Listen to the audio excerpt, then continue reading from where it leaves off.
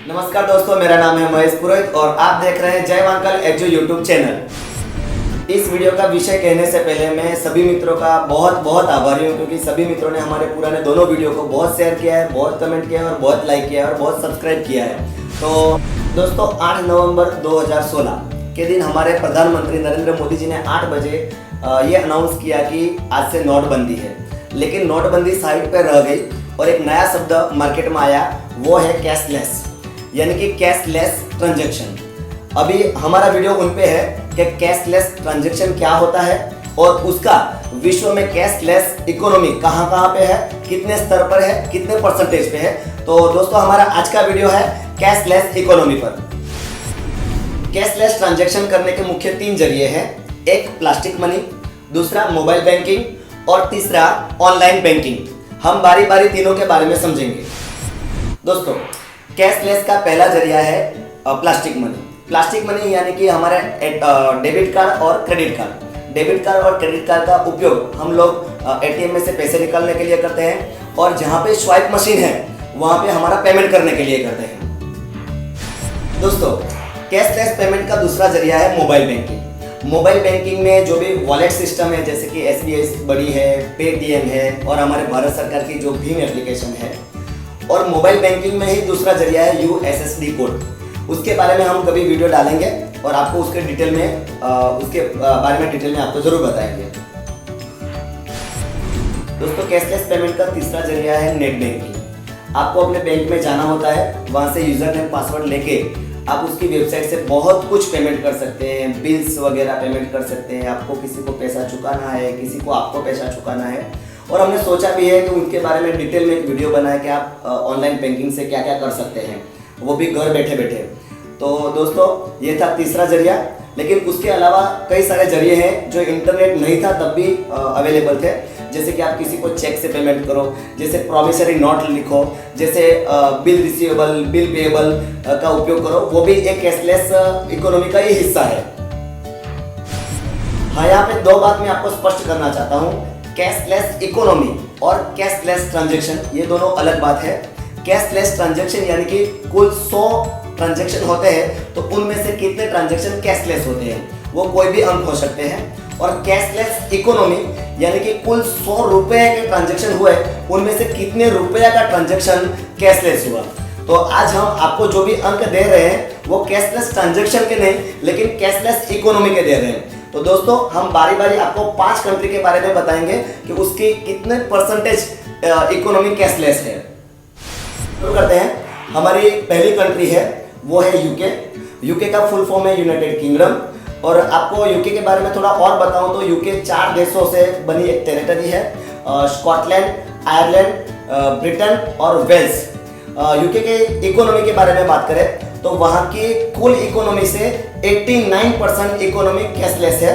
और सबसे बेहतरीन बात यह है कि वहाँ की 88 पॉपुलेशन के पास अपना या तो डेबिट कार्ड है या फिर क्रेडिट कार्ड है। दोस्तों दूसरी कंट्री है कनाडा। कनाडा के बारे में आपको थोड़ा बहुत बताऊं तो वो नायग्रा फॉल, जो दुनिया का सबसे बड़ा नायग्रा फॉल है, उसके लिए जाना जाता है। कनाडा की इकोनॉमी की बात करें तो वहाँ पे 90% इकोनॉमी कैशलेस है। और उससे भी बड़ी बात कि वहाँ की 88% पीपल के पास या तो डेबिट कार्ड है या फिर क्रेडिट कार्ड है। दोस्तों तीसरी कंट्री का नाम है फ्रांस। फ्रांस के बारे में मैं आपको कुछ ज़्यादा बताऊं तो फ्रांस एक ऐसा देश है जहाँ पे एक भी मच्छर नहीं है।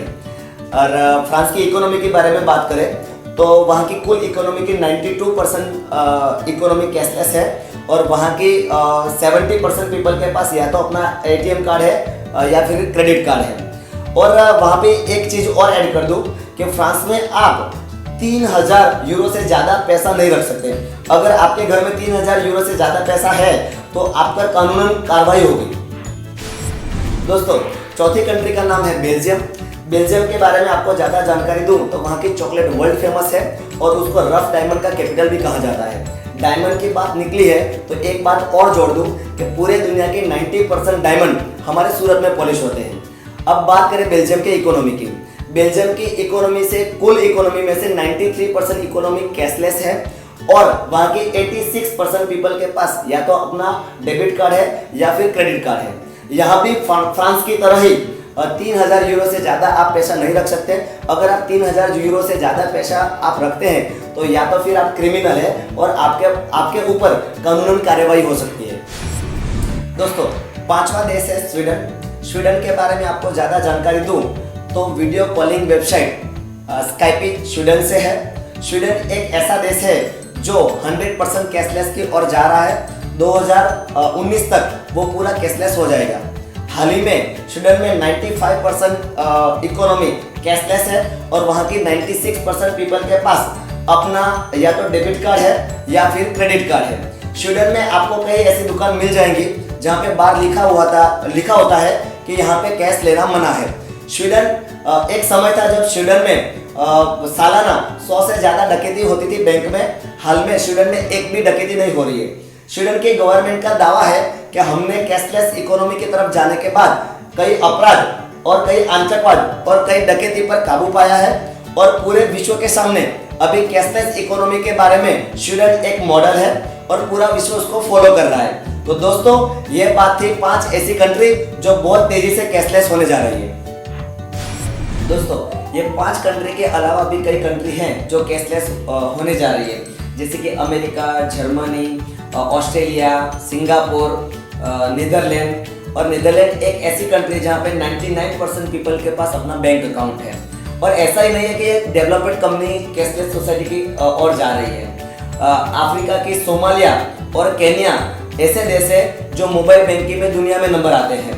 तो दोस्तों, ये पूरा वर्ल्ड लेवल पर कैशलेस इकोनॉमी के बारे में हमने आपको जानकारी दी, लेकिन उसके साथ साथ मैं भारत के भी कुछ आंकड़े आपको प्रस्तुत करता हूँ। भारत, मेरा भारत महान। इतने बड़े देश की इतनी बड़ी इकोनॉमी में से ओनली 2% इकोनॉमी ही कैशलेस है। भारत में ओनली 6% व्यापारी ऐसे हैं जो अपना पेमेंट या तो फिर डेबिट कार्ड या फिर क्रेडिट कार्ड से स्वीकारना पसंद करते हैं। लेकिन भारत में ही 2 गांव ऐसे हैं जो कैशलेस की ओर जा रहे हैं या फिर जा चुके हैं। गुजरात के मेहसाणा जिला का गांव अपोदरा जो 100% कैशलेस है और महाराष्ट्र का गांव है दसई जो 70% से ज़्यादा कैशलेस हो चुका है। तो भारत को भी ऐसे गांव से सीखना चाहिए और ज़्यादा से ज़्यादा कैशलेस होना चाहिए। कैशलेस के कई फायदे हैं जो लोगों तक पहुंचने चाहिए। तो हमारा आज का वीडियो था कैशलेस इकोनॉमी के बारे में। आशा रखता हूँ आपको पसंद आया होगा। अगर हमारा वीडियो आपको पसंद आया है तो लाइक करें, कमेंट करें और अपने दोस्तों के साथ शेयर करें और चैनल सब्सक्राइब करना और करवाना ना भूलें। जय हिंद, जय भारत।